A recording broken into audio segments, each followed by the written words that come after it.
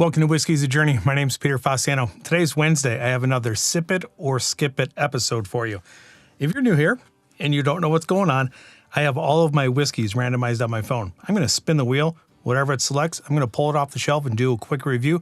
Let you know if I'm going to keep sipping on the bottle until it's gone and replace it because I like it. Or once the bottle's gone, if I don't like it, I'm going to skip buying it and move on to something else. So let's go ahead and spin the wheel and see what we're doing today.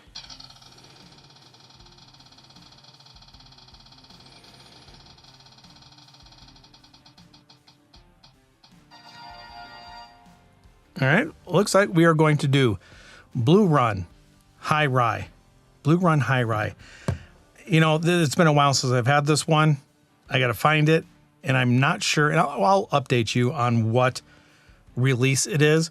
And it's going to be interesting to see what I think of this because over the past couple of months, my palate has been changing to a more spicy pour. So let me go ahead and grab the bottle. I'll be right back.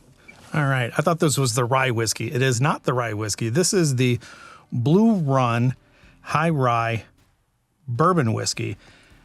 All the information for this is right here, along with my Sip It or Skip It tallies up to this point. I just have to refresh my memory. $97, 65 corn, 30% rye, and 5% malted barley. All right. I think this is a pretty, not controversial, but people either like it or they hate it. And let me know in the comments down below if you are a fan, not a fan. I think it might have something to do with the marketing, might have something to do with where they're getting their stuff. Maybe something dealing with promises not kept with distilleries or whatever the case may be. Cool looking bottle, very cool marketing, but I guess none of that matters if the stuff inside the bottle is not good. So, like I said before, I thought this was going to be the rye, but instead this is a bourbon. Either way, pretty high rye content, and if I remember, it was pretty spicy. So it's going to be interesting to see what I think of it now. I thought it was just meh the last time I had it, which was a long time ago. So this, well, you already saw all the information. So let's get this thing on the nose. Comes across as a little bit of an acetone note. I've also noticed I've started to recently get that first. That dissipates after a while. We'll see if that happens here.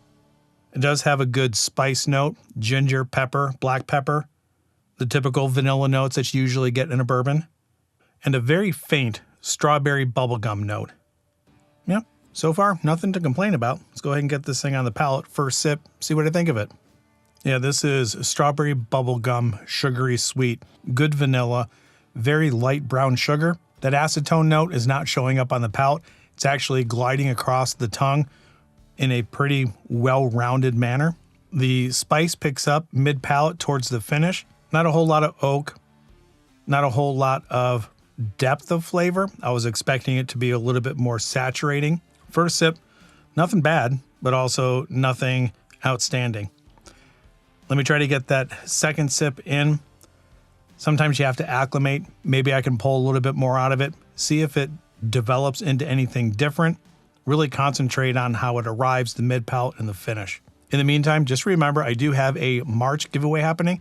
All the rules to that giveaway are in the description below.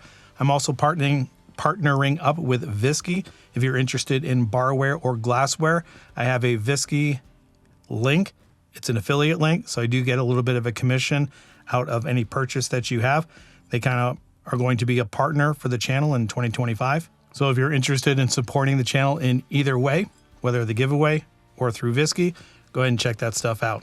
All right, second sip, everybody. Second sip is definitely spicier than the first. There is a faint bubblegum strawberry note. There is a little bit more oak this time, a little bit drying, a little bit bitter. Light brown sugar, vanilla, all those notes that were on the first sip are there on the second. As it hits the front of the palate on the arrival, I'm not getting much sweetness or spice. It's only until it hits the mid palate where that oak, spice, and a little bit drying note kind of sets in. And then as it's traveling to the back, that's where a faint amount of strawberry bubblegum pops up. And then all of those other typical bourbon notes, the light brown sugar, maybe a little bit more of an oak finish. and the rising spice as it's going towards the back of the throat or back of the palate increases a little bit. I like it. Again, nothing fantastic, and it doesn't really change much. It's not developing in anything. I would expect that the first and the second sip to be slightly different, but it's pretty consistent from that first sip to second sip. Not a whole lot of change. And that could be a good thing. It doesn't always have to be a bad thing if something doesn't develop into something different from sip to sip. I don't think this is a very complex bourbon. It's not something that you're going to dissect. I feel it just has a very basic, standard, high rye bourbon notes. And there's nothing wrong with that. So, is this going to be a sip or a skip? With all of that information that I just said, with it being okay, just basic, nothing memorable, it's not developing into anything, being 111 proof, 55.5% ABV, coming in at just about, $97, $100. I think there are other bottles on the market that offer more for less. So with that, as you can tell, this is going to be a skip. And again, I do need to clarify, I'm sure there's somebody out there that absolutely loves Blue Run, and I'm not saying that this is a skip for me, meaning that this is a bad bottle. I have a certain amount of bottles in my collection, and the whole premise of this entire Sip It or Skip It episode or series is to come up with the bottles that I feel are unique enough to replace and replenish in my collection once they are gone. Again, this is not a bad bottle. It is just something that I feel, based on the taste and the overall experience, along with the price, that I would rather replace other bottles over this. And as one person said, they're not thinking that sip or skip is good or bad. It's something that, would they feel embarrassed pulling this off the shelf and sharing it with friends? I would definitely not feel embarrassed pulling this off the shelf and sharing it with friends. I just would not replace it in my collection once it's gone. Every once in a while, I just feel like I have to throw that explanation out there. And just because it's a skip for me doesn't mean it's bad. It's a good tasting whiskey, not very complex, something that you don't have to think about, goes down pretty easy, and it has your typical bourbon notes. Nothing wrong with that. So that's where I'm going to leave it. Wherever you are at in your journey, I hope you're enjoying it. Until the next time, talk to everybody later. Bye.